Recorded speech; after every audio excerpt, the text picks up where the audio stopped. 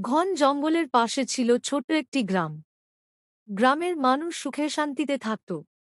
কিন্তু একদিন সেখানে এসে হাজির হল এক দুষ্টু তান্ত্রিক। সবাই তাকে কালনাথ নামে চিনত। তার কালো জাদুর শক্তি ছিল ভয়ঙ্কর, আর সে চাইত গ্রামের সবাই তাকে ভয় করুক। লোকমুখে শোনা যেত অমাবস্যার রাতে কালনাথ শ্মশানে বসে কালো তন্ত্রসাধনা করত। তার মন্ত্রের শক্তিতে চারদিকে নেমে আসত ঘন অন্ধকার। গ্রামের মানুষ সন্ধ্যা নামলেই ঘরের দরজা বন্ধ করে দিত।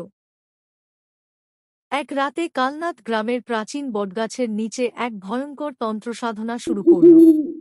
হঠাৎ চারদিকে কালো ধোঁয়া ছড়িয়ে পড়ল, আর গ্রামের মানুষ অদ্ভুত সব শব্দ শুনতে পেল। কেউ সাহস করে বাইরে বেরোল না। পরের দিন ভোর হতেই হঠাৎ পুরো গ্রামের পরিবেশ বদলে গেল। মানুষ, জীবজন্তু, এমনকি আকাশে উড়তে থাকা পাখিরাও অদ্ভুত ভয়ে কাঁপতে শুরু করল।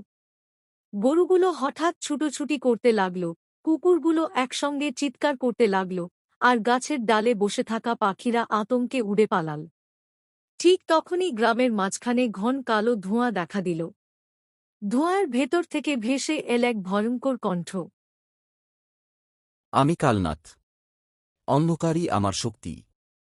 যে একবার আমার নাম শুনেছে, সে আর শান্তিতে ঘুমোতে পারেনি।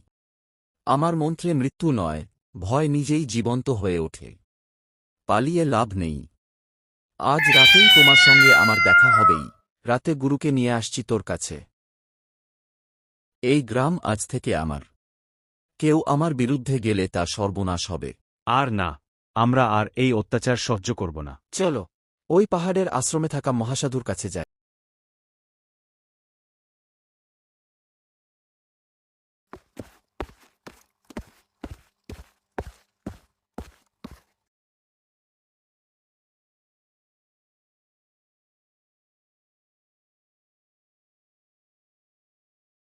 কি রে, কি করছিস এত রাতে? এই গ্রামের মানুষদের এত জ্বালাচ্ছিস কেন? তাতে তোর কি? তুই চলে যা, না হলে মরবি। তোদের এত বড় সাহস, এত রাতে এখানে এসছিস? সাধু বাবা বিড়বিড় করে মন্ত্র বলছিল। ওরে বাবা, আর মন তো পড়িস না। আমার সারা শরীর জলে পুড়ে যাচ্ছ।